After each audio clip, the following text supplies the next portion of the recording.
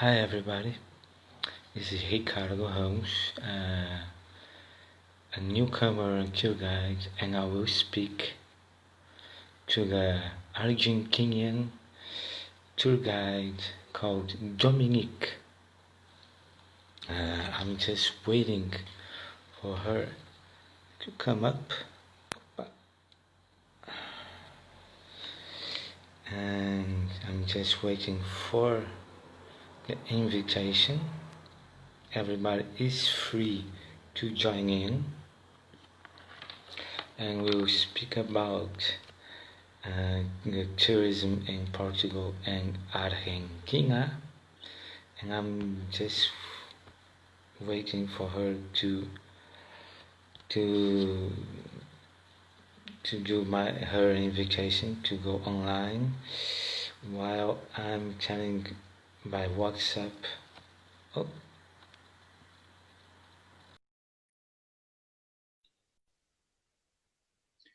Just waiting, almost.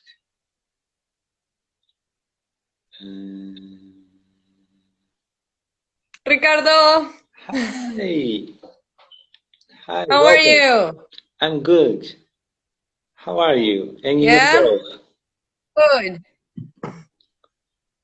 Hi, everybody. Good. Yeah? Hello?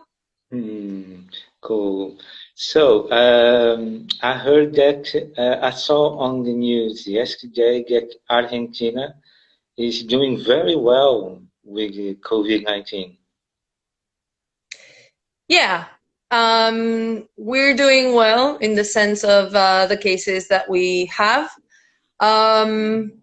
Reason being probably because we have kind of extreme measures. Okay. We've been in quarantine for about 82 days, I think. 82 days, yes. Wow. It's the longest quarantine in the world.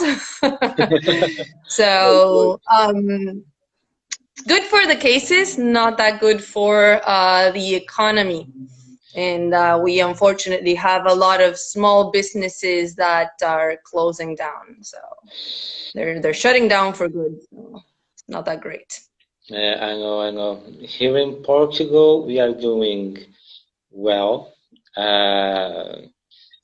We had quarantine also, emergency state. How many days of quarantine did you have? Let me see. We had about a month, give or take. Okay.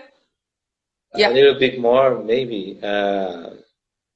We are on almost on the third phase of confinement. Here, the small shops, barber shops, Yeah. some parks already open. I think it's better to do otherwise. What it hasn't opened yet is the shopping mall. In some Shopping areas, malls, of course. already open. In some areas, in the north of Portugal, already open. Cinemas not yet, and bars and pubs, discos not yet. But I think it's almost. No. And probably, I heard it today on the news that probably on the July 1st, the borders in Europe will be open. Oh, okay. So it's a very good, for the tourism. It's a very good news. Yeah. So what are your expectations for tourism in Portugal locally? At least, will that start opening up a bit sooner, probably, than internationally? What the government, in terms of tourism, and the Secretary of Tourism is saying this year so far, are betting on the local Portuguese people to travel. And for example, the slogan is "Come, Portuguese people, come and meet Portugal."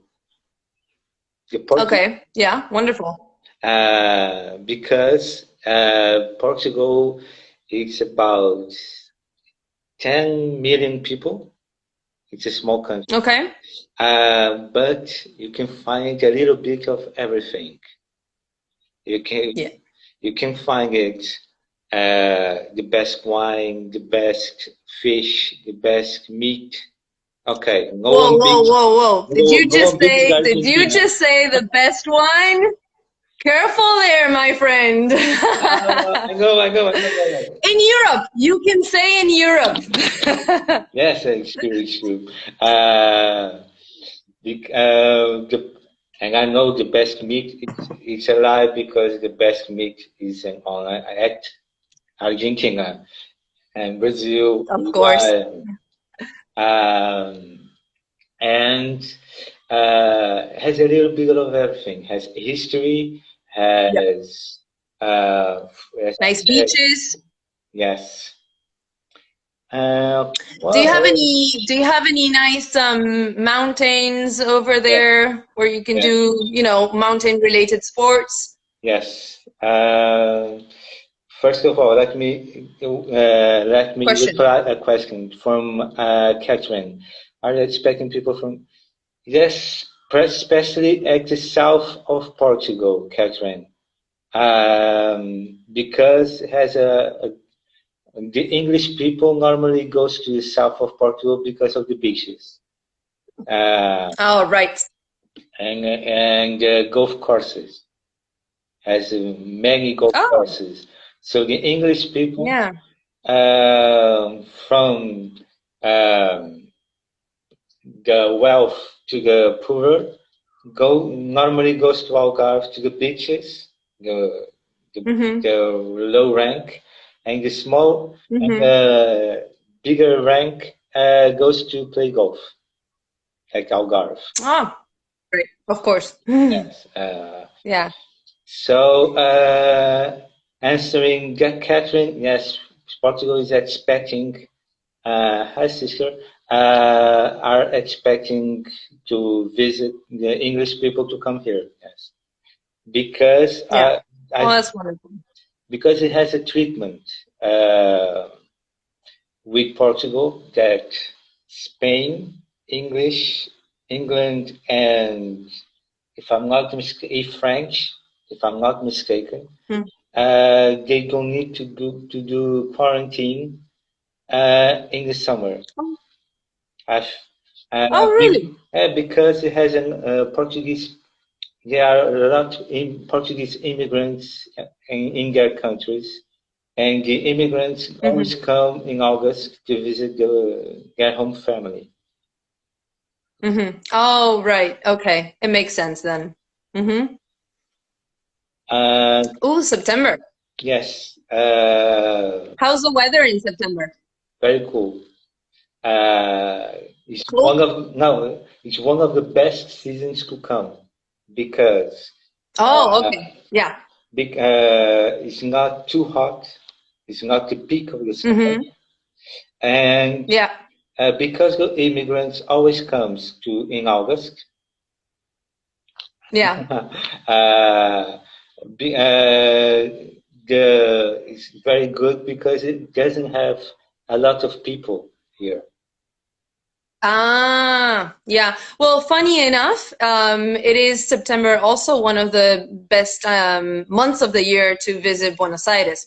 September, October, that's exactly when the season begins. So we start having really nice weather. It is not, like you said, too hot yet over here. Okay. So it's not crazy hot, so you can walk around. It's really nice to, just walk around the city. It's also when the flowers start blooming around all of Buenos Aires. We have our famous jacaranda trees that make the whole city look purple. It's gorgeous. So it's one of the best months of the year to visit Buenos Aires, and also you don't get a lot of people yet, so it's only just beginning. We're only just beginning to have the tourism arriving, so it is at the same time one of the best months to visit Buenos Aires. Yeah, absolutely.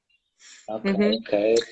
And they said that probably September 1st, this is what they are looking at the moment. It is when they're going to be opening up again the flights.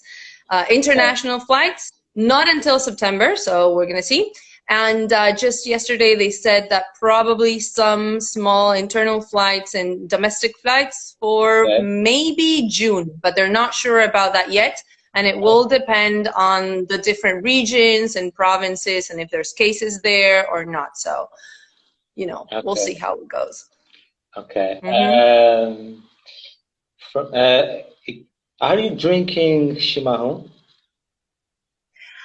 In Argentina, it's called mate. But yes, mate. That's exactly what I'm having. In Argentina, it's mate. In Brazil, chimarrón. Yes. Yes, exactly. This is mine with this gorgeous design as the Argentinian flag over here. Yeah, and this style, this is hand painted, and this style is called fileteado porteño. I absolutely love this. It's so traditional of Buenos Aires. Yeah, it's a style of art that was in fact born here in the city of Buenos Aires. So it's very cool. Okay. It's a little bit polemic what I'm going to say because go ahead. Because I was born in Brazil, but I'm here in Portugal long time ago. But I saw from my generation the best football player in the world, and in my generation, it's polemic. Someone is going to kill me, but I have the privilege to saw Diego Armando Maradona playing football. Ah, of course. Okay, we agree on this here. Okay. Yeah, I'm not a big fan of him as a person, but yeah. Oh, I absolutely agree with you. I think he still today you can say he's the best football player that the world ever saw, but I don't like him as a person though. And we used to be very proud of him many years ago. We don't like to be related to him as much anymore. He's a bit of a controversial figure. Yeah, he's been doing, you know, Maradona things all over the world. So we're not that proud of him, but you know, you would be surprised. It's incredible. I've lost count of how many people have his face tattooed in their bodies. Like Maradona's face in their bodies, his signature, everything. You know, honestly, I lost count. I see that all the time. Yeah, that's how big of a thing football is here, and Maradona was here also. I mean, because we won the World Cup. In Portugal, there's, especially on my rival team, unfortunately, many Argentinian players. At Benfica. It's my rival club, but since Pablo Aimar, since Calvio, now it's Servi, Franco Servi, damn that little boy, he's a great player. Many players in my club. We have one Argentinian player called Marcos Acuna. He's mad. Acuna. Yeah, he's kind of mad. He's a lot of temper. He's almost too nervous every time, but good player. Yes, Zuka. Aimar. Aimar, of course. Yeah, was from Benfica. Di Maria also, a lot of players. Di Maria, I love Di Maria. Played in Benfica. Yeah, I've always liked him. Yes. And what I think of Argentina, and I spoke yesterday with an ex-girlfriend of mine who visit Argentina. First of all, I would love to visit Buenos Aires.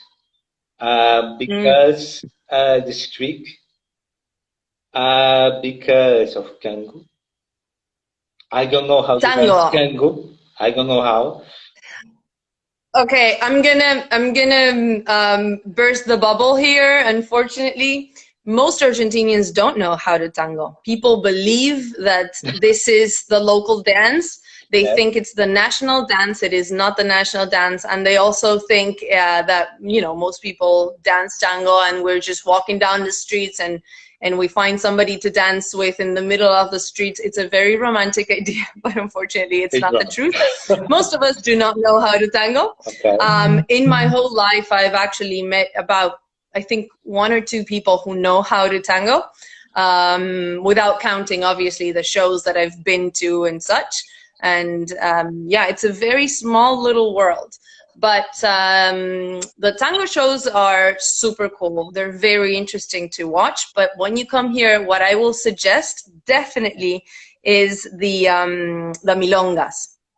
The milongas is where the ones who know how to tango, milonga. The ones who know how to tango, they go there at night. Milonga, M-I-L-O-N-G-A, milonga. Milonga. Yeah, it's like the nightclub of the tango dancers. It is super fun. Yeah, yeah. If you don't want to dance, of course, you just sit down at one of the tables and you can order something to drink and you watch, the ones who know do their stuff. But the cool thing about this is that it is not, it is not staged. So they're not practicing something that they've already done. They're not performing. They just go with the flow. They follow the music, and it's the most passionate thing that you will ever see. Because, like I said, it is not practiced. So you see them. Sometimes they close their eyes and they just let the music take them, and it is so interesting to see that. It's like you're suddenly transported to a completely different time. Okay. And you're in Buenos Aires in, I don't know, 1920, and sitting at this bar and watching couples dancing tango. It's absolutely wonderful. Okay, okay. Hi, Louis. Yeah, one of my best friends. Okay. Are the milongas included in your guide tours? Yes, absolutely. If you want to, this is obviously per request. I know it's something that is not for everyone. First of all, milongas also start very late at night. So sometimes it's like, maybe it says it starts at 10, but people will only start arriving at like 11 or midnight. And this is a weekday. So Argentina is very special in that sense. It might be a Tuesday, and every tourist always asks me, but do these people work tomorrow? Yes, they do work tomorrow. Then how much sleep do they get? Maybe like 2-3 hours sometimes. Yeah, it's incredible, but they still go there. It's their passion. They cannot help it. If you talk to some of the dancers, they will tell you, I know I shouldn't. I should get some sleep, but I really want to come here and dance and express myself. So it is something that is done pretty late. But absolutely, per request, I've taken people to milongas before, and sometimes I do like a tour of milongas. You know how you have these bar hoppings or pub hoppings? Well, I do the same thing, but with milongas, and it's really fun because they're all very different, so you can experience, a different type of dancing and ambience and experience. Okay, okay. And what would you recommend? Okay, I'm going to do a small challenge with you. Okay. I have done before. Imagine that I just arrived at Buenos Aires and at the airport. Yeah. And I go straight coming at you. Yes. After the hotel, where would you take me? So I think the first thing is for you to have like an idea of the city. Buenos Aires is a very large city. Okay. So what I would do is take you to like the main spots, so that you can have a general idea. Okay. One of my favorite things to do is to touch at least 5 different neighborhoods, because this is one of my favorite things about Buenos Aires, is how much each neighborhood changes in regards to the previous one. It's like you come into a new neighborhood, it really seems like you've walked into a new city, and they're just a couple of streets down from each other. So this is one of the first things that I would do, you know, touch a couple of neighborhoods, starting from north to south.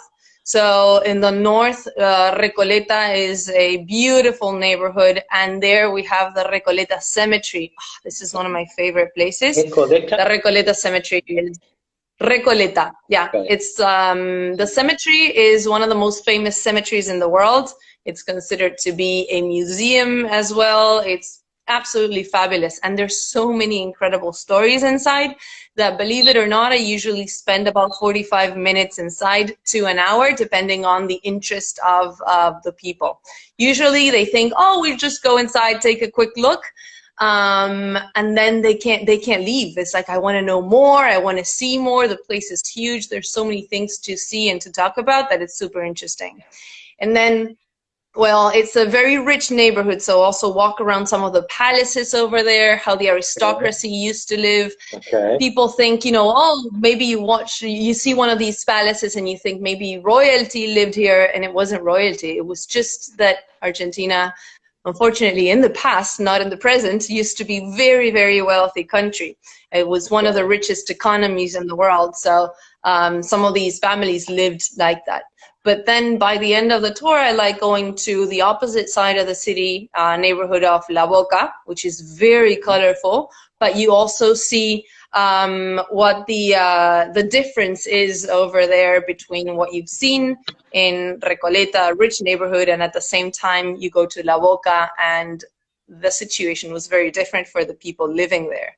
Okay. So I like going a little bit through all of them. Always stopping for a little coffee at one of the special notable cafes of Buenos Aires. They are these super old cafes. Some of the oldest ones are from the late 1800s. They're still standing there, same tables, same look, everything. And I always like going there. I know most of the people who work there, and it's like a nice little break. Still talking about history, about the place, the locals. It's really a wonderful city. Yes, because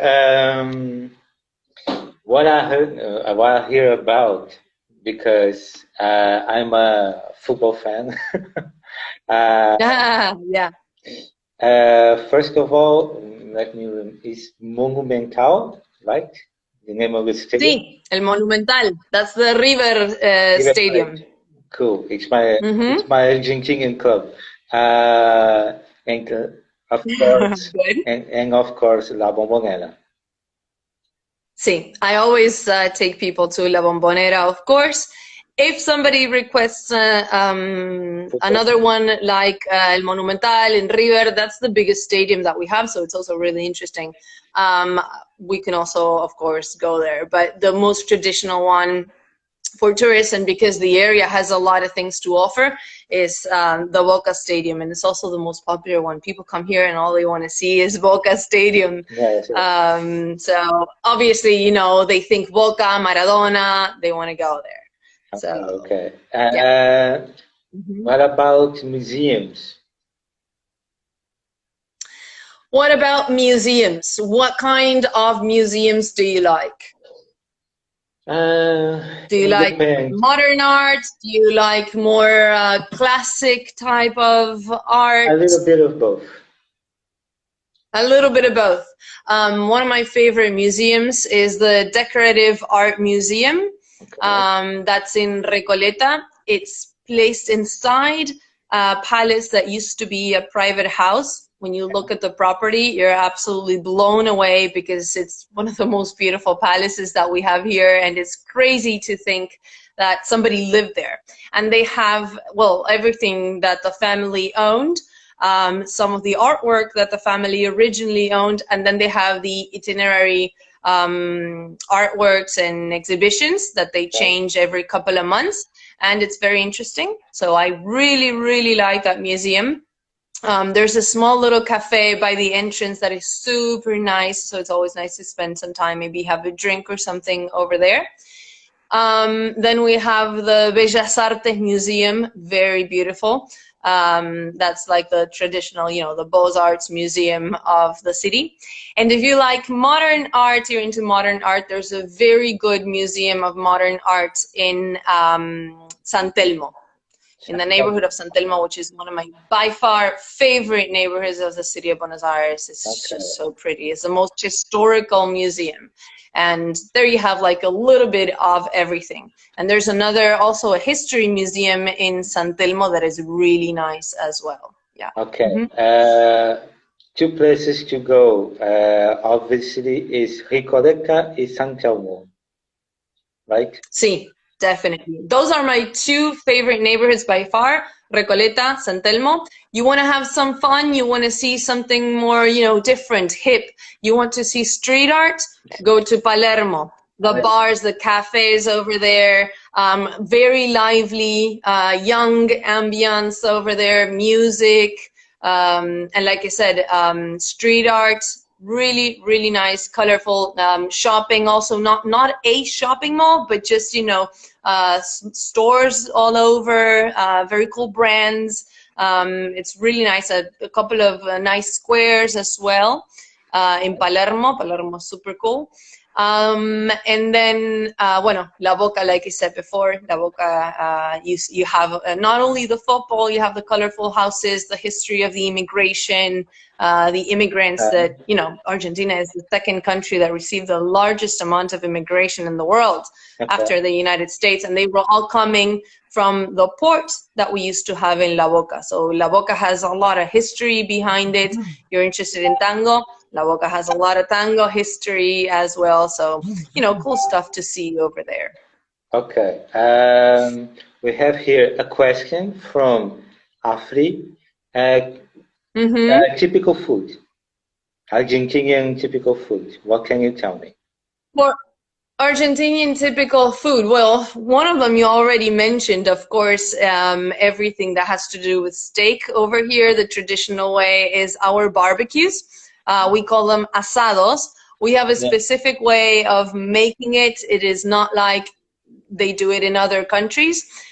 We don't use that many spices. We don't do much to our steak because it's so good the way it naturally is. So a little bit of salt and pepper, we're good with that. And then of course we make our side sauce of chimichurri for those who want to add some chimichurri sauce. It's a mixture of oil and different herbs. Okay. Very flavorful, not spicy. In Argentina, we don't really do spicy. Okay. It's actually quite funny. We have some Mexican restaurants and there's like 2-3 items in the menu that have spicy in them because locals, they can't really do it. So they're fake Mexican restaurants here. Of course, we then have the empanadas, traditional empanadas. For the empanadas, for those who want to visit Argentina, you have to be very careful and go to the right place. If you go to the wrong place for an empanada, you think, oh, look, these are very cheap empanadas. The experience is not going to be that great. So go to the right place for the empanadas and you're going to taste the real Argentinian empanadas, which are such a delight. Okay, okay. Cool. Okay, first of all, hi Sandra. Sandra is a very good friend of mine from Oporto, which is the second biggest city in Portugal. It's in the north of Portugal. And we have a question from, again, Afri. Where is the best place to eat empanadas, for example? Oh, well, I have my list of my favorites. One of my favorite places is in San Telmo. It's a very, very, very small little place. It's almost, it's very easy to miss, really, because it's super, super small. It's not very touristy. And I really love that place. I know the owner from going, and they make the best fried beef empanadas over there. And then there's another one also in Recoleta. The one in Recoleta is probably one of the most popular ones. It's called El San Juanino. But I like more the one in San Telmo. And then Well, there's another one in San Telmo also. We have a very cute little market, food market in San Telmo. And inside there's a place called El Hornero. They're also super good for empanadas. Yeah. Mm-hmm. Okay. I will speak a little bit about Porto, or else my friend will. Yeah, what type of foods do you have there in Portugal, or what's the traditional food there? First of all, in terms of Porto, or else my friend will kill me. In Porto, the best dish is called francesinha. I will type it. A huge sandwich which has it all: meat, cheese, ham, a very special sauce. Bigger I get, it's huge. Oh wow! Yes, has a special sauce, which is a mystery. Only the local cook of that establishment knows the recipe. Mm-hmm. It's really a secret, and you can drink it with beer, pretty much. We have also tripas à mola do Porto. Also, it's like beans with a lot of meat. Red beans or white beans. I think it's white. Sandra can correct me if she likes. And it has it all: meat, potatoes, everything in it. Yum. That sounds good. Also the fish, especially in Matosinhos. I think it's her hometown. Sardines on carven. Oh, sardines, yeah. Which is very popular in this time of year. In the summer, especially at the patron of the local patron is called Saint John, São João, which almost there's a big party. Unfortunately, not this year, but almost every year. And has sardines. It stays up all night. Iscas de bacalhau. Codfish. How the hell am I going to say iscas? Let me see how we say in English. I don't know. And it's all night party. That time of year. Okay. Also, best party ever. Pork ribs. Okay. What do you drink? What do you drink in these kinds of party? Do you just do beer or beer, wine, red wine mainly? Yeah. Porto has I think you know Porto wine. It's one of. Yeah. We can visit the cave where is built. Yes, in Porto we can do that. Has a lovely river, also sangria. Has a river called Rio Douro, which is beautiful because the hills is where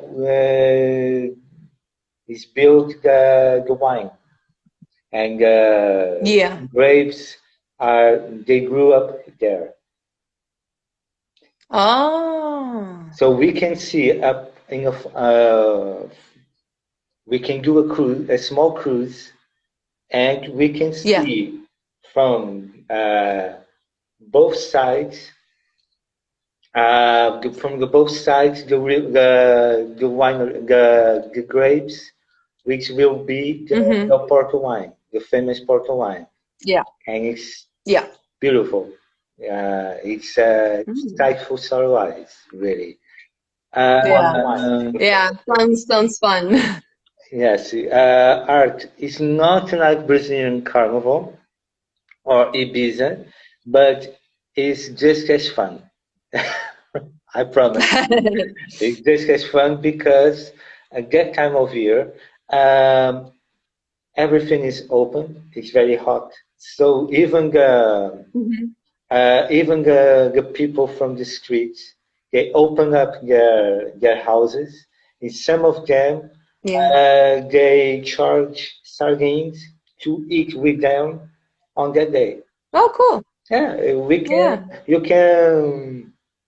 You can normally eat with them, a local family, and eat and drink a lot because in Porto they eat a lot and they eat very good.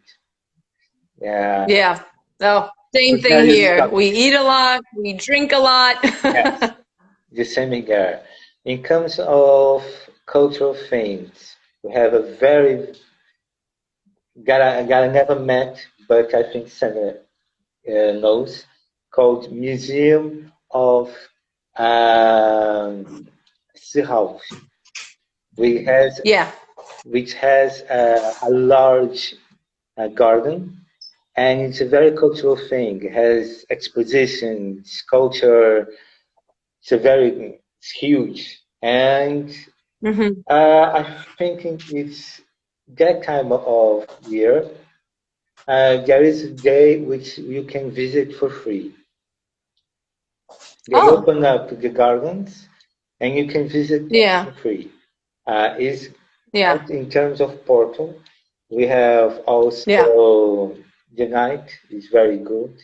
Ego Porto is very fun. Good nightlife, yeah. Very good. How late do you stay at night, like at nightclubs? How late do people stay at nightclubs? Depends, but normally, for example, Friday or Saturday night till morning. No problem. It's 5, 6 a.m. No problem. Oh, okay. So kind of like here in a way. Yes. Here, nightclubs, usually people leave at like 6 a.m. in the morning, 7 a.m. in the morning. Yeah, same. Yeah.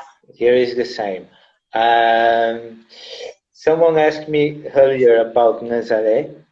The fun goes on. Yes, it's good. About Nazaré, I recommend because, first, because of the surfer. If you are a surfer, it's known for the huge waves in Nazaré. Surfers go there? It has a championship with big waves. And the and it's worldwide familiar for the surfers. It's known also for his fish, also very good. But beware of the waves because they are huge if you go to the beach. Oh, so do you have like tournaments? Professionals go there? Yes. In Nazaré. Yeah. For example, biggest wave in Europe. Okay. That's so nice. Yes, but it's true. How you go? It's totally true. Same going to the capital, which is Lisbon. It has also they are almost a square, which is fun to visit in terms of history, which is Torre de Belém, Monastery of Jerônimo, which has a lot of history, and Discovery Pattern, which is the place where the navigators set sail to discover the world many centuries ago. That was the place. Okay. That the ships went to cross the world from the navigation time. Yeah. And there is some kind of rivalry between Porto and Lisbon. Lisbon, I'm looking at that right now. Yeah, I didn't know. I have to be honest. I've always wanted to go to Lisbon, but I've always wanted to go to Porto as well. But Lisbon, I think I've always been attracted because of that library they have there. What's the name of the library? I always wanted to visit that place. National Library. We have also the wooden one. It's very pretty. Yes, it is. Yeah. Well, we have also one of the prettiest libraries here. It's inside a theater. Don't go to. Okay. Maybe a day. Okay. What I recommend is go to a place called Belém. I will. What's the name again? I will type it down. Yeah. It has everything which I mentioned. It's very close. Of Discovery. Belém. Tower, no, she says no. Tower of Belém. It's very only Porto for her. Yes, for her. Monastery of Jerónimos, which has a lot of history. Yeah. And just across the street, you can visit. You can eat the famous custard tart, which is worldwide. Oh, yummy!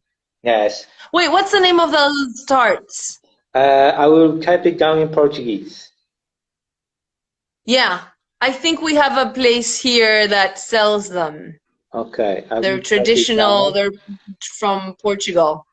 Let me see if it's the same one. Yes, it's that. We have a place here that sells them. They're traditional Portuguese pastel de nata. Oh, they're so good. It's so funny. Every time it's the location where this place is right by one of the hotels that I use the most, and it's a meeting point also that I have with a lot of drivers.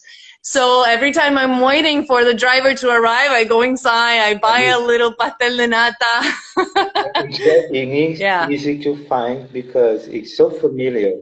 There is always a huge line to enter. Yeah. Oh, they're so good. They make them very, very nicely here. They're very good. And when they're warm, even better. Yes, it is. Yes, it is. Yeah. Which is very good is, and when I finished my course of tourism, not so long time ago, a friend of mine, we were visiting the place, and she asked, "What about we are tasting the custard tart, pastel de nata?" And her, okay. And suddenly, came out from nowhere, a huge pack of pastel de nata was offered to us. And she was the queen of the visit. Everybody said, go! Thank you! Thank you! Yeah. Even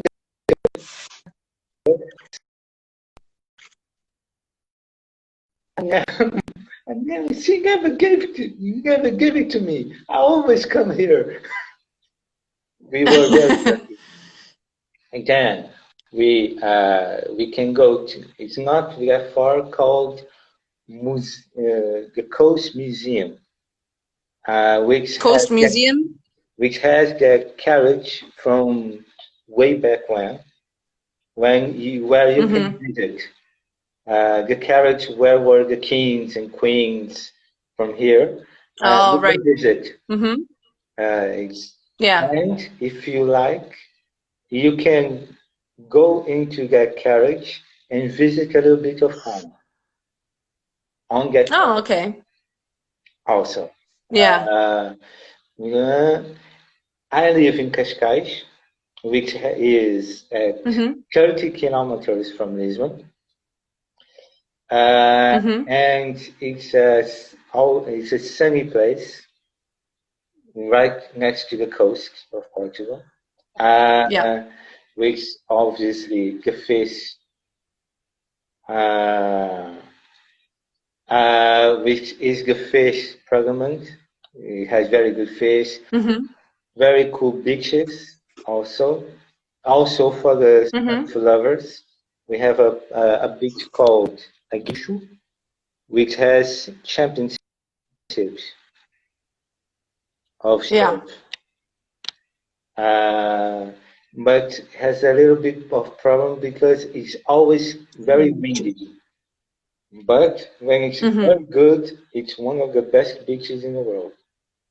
But it's difficult to go there, not to go there, but to take a guess to when it's the best place because it's very windy. But without wind, it's awesome, really. Okay. And, about 10 kilometers, give or take, from Cascais, we have a place called Sintra, which is marvelous because it seems that you're entering a whole new world. From way back when, really, has a lot of castles. It has a lot of. It has an era. You seem like you're entering another era. Yeah. I love that feeling. For example, Sir Arthur Conan Doyle wrote some books around here from Sherlock Holmes. Essa de Queiroz, which is a famous Portuguese writer, also he wrote Crime do Padre which is very known. And it really seems like you are entering a whole new world. For example, a film from with Johnny Depp was filmed in Sintra. Yeah. Which one? Let me see. The director was Roman Polanski.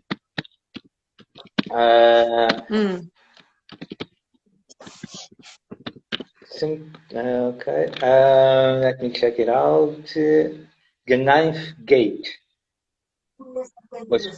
The Ninth Gate.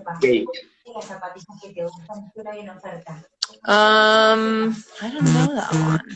It's a little bit scary film. Yeah. I love Johnny Depp. And also very also the food is good. The Ninth Gate. It rings a bell though. I don't remember watching it, but it really does ring a bell. So it was filmed there? Yes, because the atmosphere was perfect. Always good for hiking.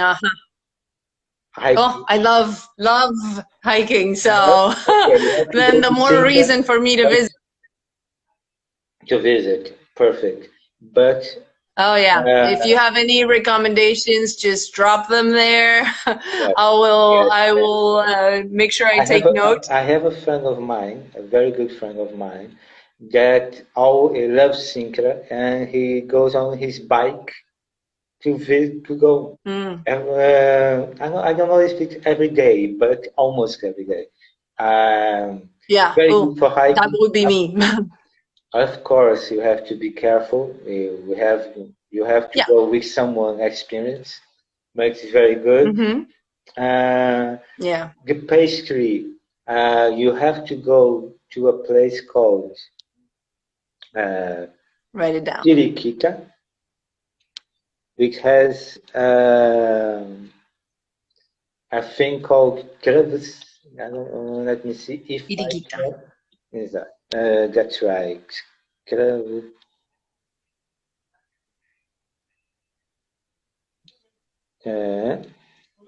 Which you have to eat that, which I wrote, which is their famous. The Feira da Sintra. It's their famous pastry, really. It's mandatory. And if you catch the right bus, you can go to Cabo da Roca, which is the most eastern, I think it's eastern, if I'm not mistaken, Cape of Europe. Which has amazing view, really. Nice. Cabo da Roca. You can Is visit that the center. near Porto or No, in no, no, Porto? no. No. It's about 50 kilometers, maybe less. Or Yeah, okay, that's not bad. See, that's the great thing about your country, that it's you small. can easily visit all of it because it's small. Yes, And in our really. case, that's much harder. It's Yes, very big. Some of the most beautiful places are very far away from Buenos Aires. Argentina has just so much to offer, but you do need a lot of time when you come here. People think that they can do everything, and unless you have a lot of time, you're gonna have to at least section your trip if you want to do Buenos Aires and the south, or Buenos Aires and the north, or just Buenos Aires and Mendoza area where the wines are, or Iguazu and the incredible waterfalls, Cataratas del Iguazu. You have to yes. kind of, divide your trip, because unfortunately, again, unless you have like, I don't know, 2 months here, you can't really do it all. Oh. Yeah, too big. In the south of Portugal, we have Alentejo. It's a region which, for Hmm. me, has one of the best breads in the world. Alentejo. Oh, Yeah, really. It's, oh my God. bread? Yes, bread. And which is very good. One thing, it's called a surga. It's their famous Ah, dish. I'm gonna type it down.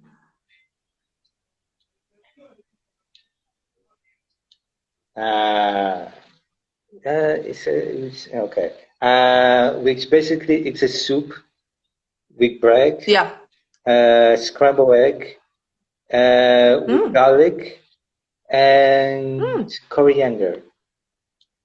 Oh, yum. Yes. That sounds great. Mm. It's not for all stomachs because it's heavy, but it's Yeah, awesome. yeah, yeah. It sounds like it is. But it's Yes. awesome because the bread stays on the soup. Oh, right. Okay. Yeah. Mm-hmm. Uh, Yeah, that makes it nice. yeah, it's yummy. It's really yummy. Other thing is called migas, which basically is you roll the bread on the fridge Migas.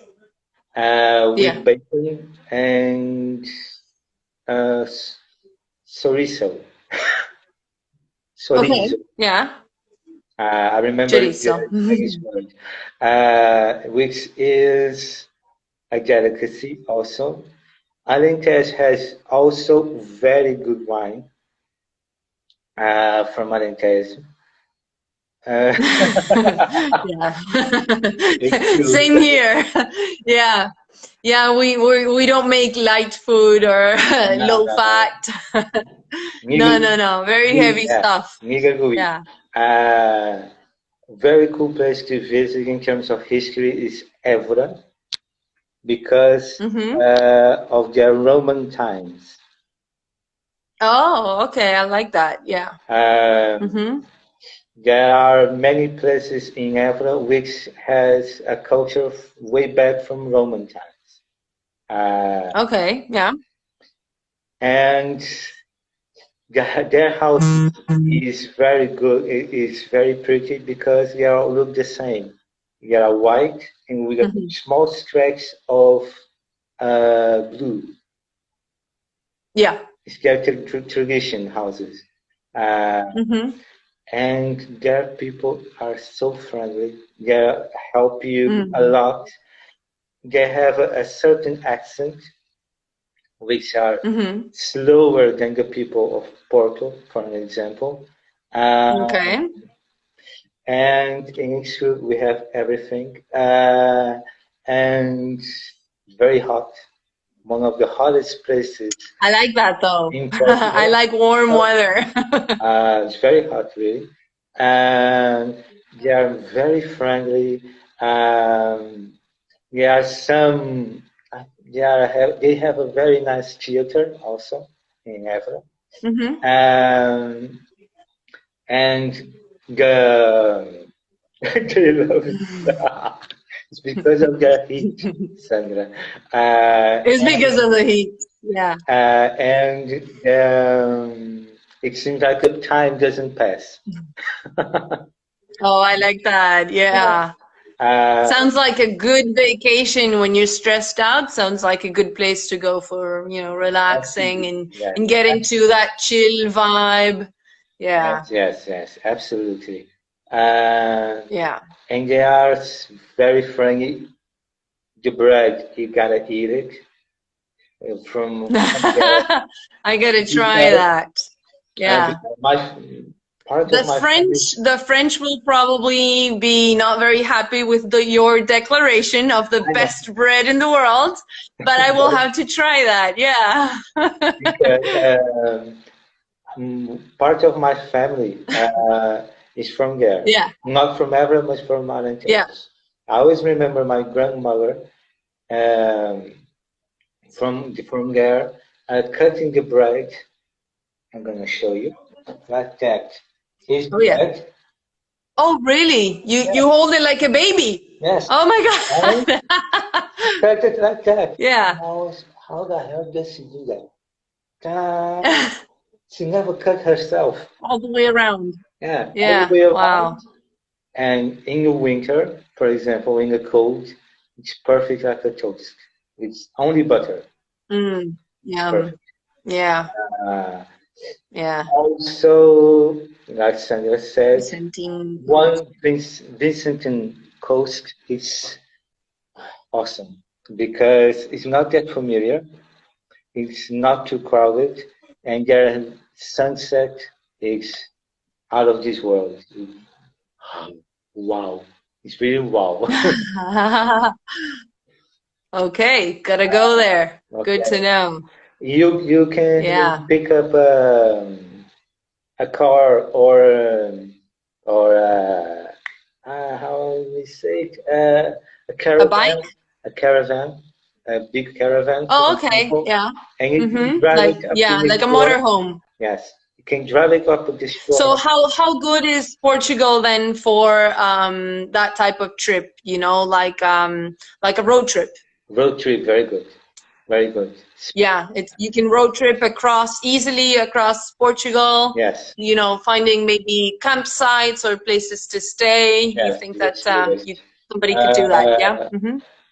If you are a beach camper, it's perfect also because you have a large shore. So you can, as I said, you can rent a caravan. You can rent a caravan and just go across the shore of Portugal and you'll be amazed. Really. Oh, that'd be nice. Yeah. Yes. Fish, meat not as good as Argentina, but good. Shellfish also. We have amazing shellfish. Yum. Love seafood. From shrimp, mushroom, everything. And what is very good, every region has its way to cook it. I like that. Yeah. From north to south. A different way. Yeah, it's always a different way. Since from the north, they have a special way. The south, marisco. That's right. Yeah, we also call them mariscos here. Okay. Seafood, mariscos. So it's awesome. From north, south, center, they are, like we say here about codfish, which is also very good. There are a million ways to cook codfish. It's a saying that we say here. We can say it also in shellfish, in marisco. Okay. You have a million and 1,000 ways to cook it. And it's amazing. Yes. Always. If I know something about this conversation that we have, the north is best. North. Got it. Stuck in my mind. Okay. Very cool thing in the north, which Sandra will like it. Very quickly, I think we have to do another live. Is Serra do Gerês, which is... What's that again? Let me see if I can. Serra